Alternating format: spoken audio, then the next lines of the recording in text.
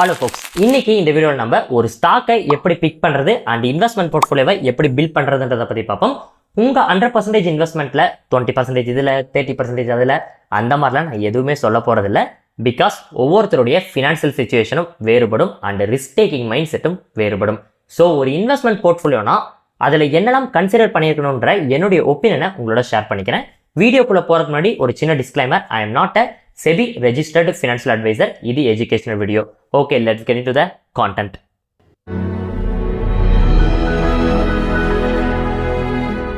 நாம பில்ட் பண்ணக்கூடிய portfolio quality எப்படி இருக்கணும்னா growthம் இருக்கணும், passive incomeம் இருக்கணும். growth இயர்லி நிஃப்டி 50யோட ஆவரேஜ் ரிட்டர்ன்ஸ் 12%. இந்த 12%க்கு மேலே உங்களால் ரிட்டர்ன்ஸ் எடுக்க முடியும்னா இண்டிவிஜுவல் ஸ்டாக்ஸுக்கு போகலாம். இந்த மாதிரியான ஸ்டாக்ஸ் தான் growth ஸ்டாக்ஸ்னு சொல்லுவாங்க. இந்த மாதிரியான ஸ்டாக்ஸை எப்படி பிக் பண்ணுறதுன்னு லேட்டர் ஆஃப் த வீடியோவில் பார்ப்போம். Passive income at least yearly once ஆகுது உங்கள் போர்ட்ஃபோலியோலேருந்து பேசிவ் இன்கம் ஜென்ரேட் ஆகணும். இங்கே நான் சொல்லிட்டு இருக்கிறது டிவிடெண்ட் ஸ்டாக்ஸ் பற்றி தாங்க. பட் அதுக்கு லார்ஜ் அமௌண்ட் டிவிடெண்ட் ஸ்டாக்ஸில் இன்வெஸ்ட் பண்ணுற மாதிரி இருக்கும்.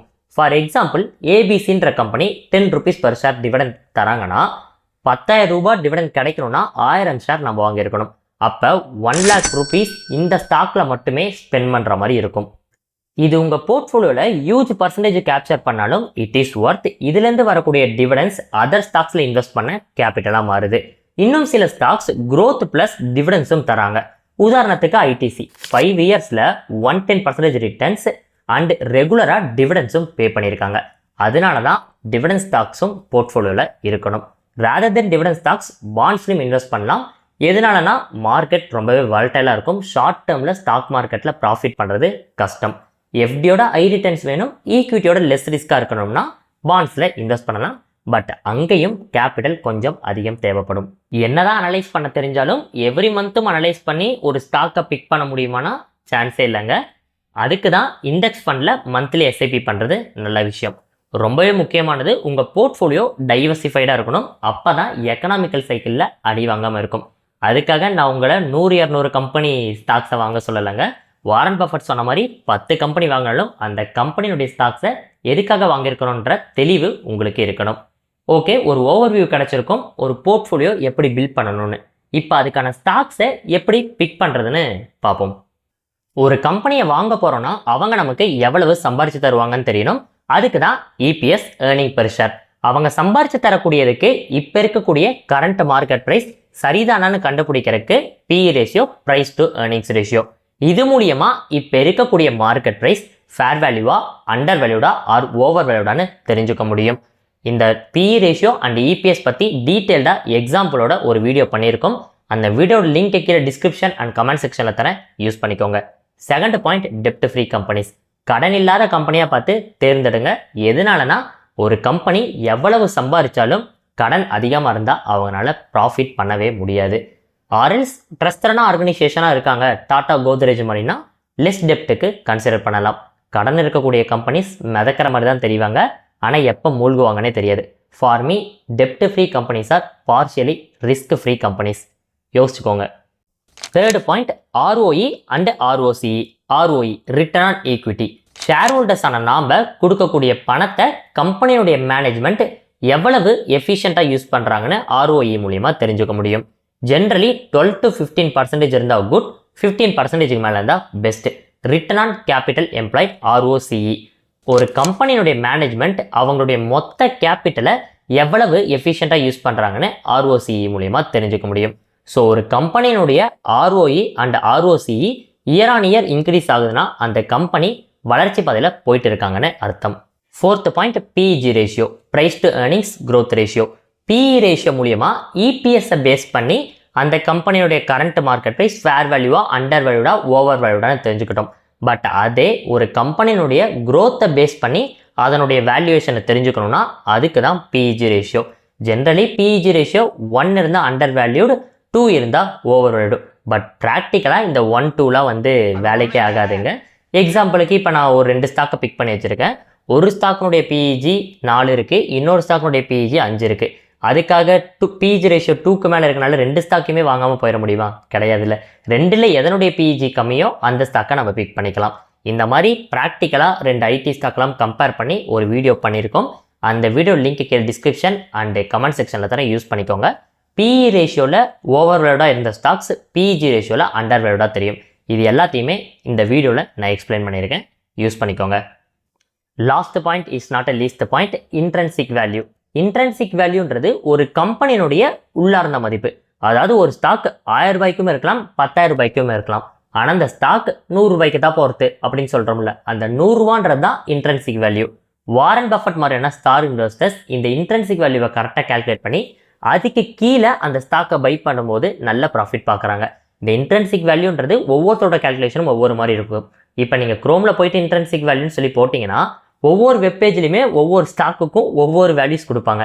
இன்ட்ரென்சிக் வேல்யூவில் டிசிஎஃப்னு ஒரு மெத்தட் இருக்குது, ரிலேட்டிவ் வேல்யூவேஷன் ஒரு மெத்தட் இருக்குது. இதை பற்றிலாம் டிஸ்கஸ் பண்ணணும்னா நான் கேஷ் ஃப்ளோ பற்றி பேசணும், டெர்மினல் வேல்யூ பற்றி பேசணும், ப்ரெசென்ட் வேல்யூ பற்றி பேசணும். இது எல்லாத்தையுமே இந்த வீடியோவில் டம்ப் பண்ணி உங்களை கன்ஃபியூஸ் பண்ண விரும்பல. இப்போதைக்கு சிம்பிளாக கிரகாம் கால்குலேட்டரில் மட்டும் கால்குலேட் பண்ணி காட்டுறேன், தெரிஞ்சுக்கோங்க. உங்களுடைய ப்ரௌசர் ஓப்பன் பண்ணிக்கோங்க. அதில் இன்ட்ரென்சிக் வேல்யூ ட்ரேட் பிரைன்ஸ்ன்னு சொல்லி சர்ச் பண்ணிக்கோங்க. வரக்கூடிய ஃபஸ்ட்டு லிங்க்கில் என்டர் ஆகுங்க. ஸ்க்ரால் டவுன் பண்ணிங்கன்னா நிறைய கால்குலேட்டர்ஸ் வரும். அதில் நம்ம பார்க்கக்கூடியது கிரகாம் கால்குலேட்டர்.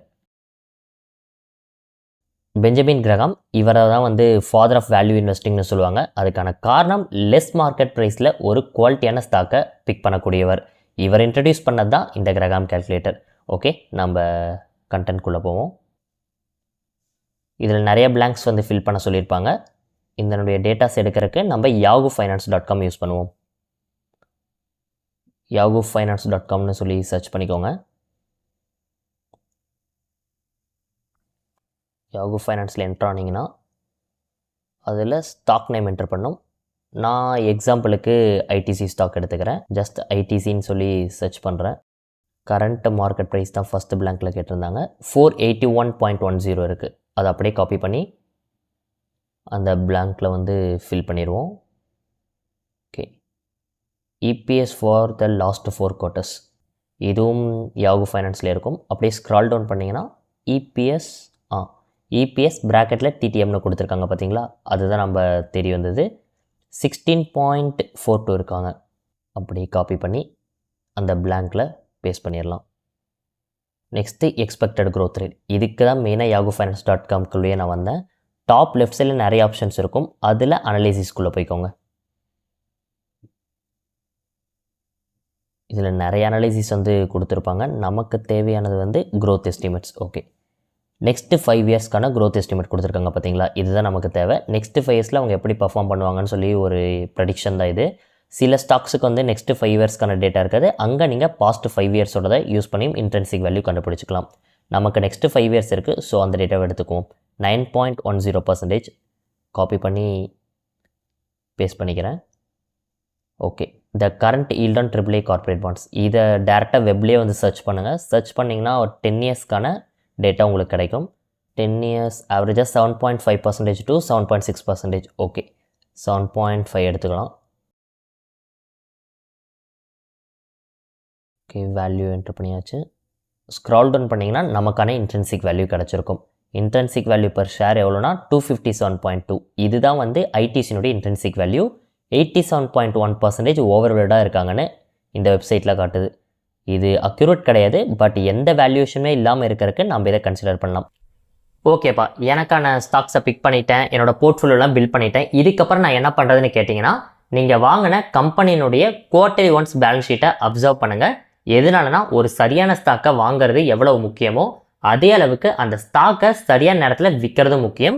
பேலன்ஸ் ஷீட் மூலியமாக தான் அந்த கம்பெனி கன்சிஸ்டண்ட்டாக ப்ராஃபிட் பண்ணிட்டு இருக்காங்களான்னு தெரிஞ்சுக்க முடியும். இந்த பேலன்ஸ் ஷீட் பற்றி டீட்டெயிலாக தெரிஞ்சுக்கணும்னு விருப்பப்பட்டீங்கன்னா கமெண்ட் செக்ஷனில் சொல்லுங்கள், அதுக்குன்னு தனியாக ஒரு வீடியோ பண்ணுறேன். இந்த மாதிரி ஃபினான்ஸ் ரிலேட்டட் கண்டென்ட்ஸை நீங்கள் தொடர்ந்து பார்க்கணும் விருப்பப்பட்டீங்கன்னா நம்ம சேனலுக்கு சப்ஸ்கிரைப் பண்ணிக்கோங்க. தேங்க்ஸ் ஃபார் வாட்சிங். See you in next video.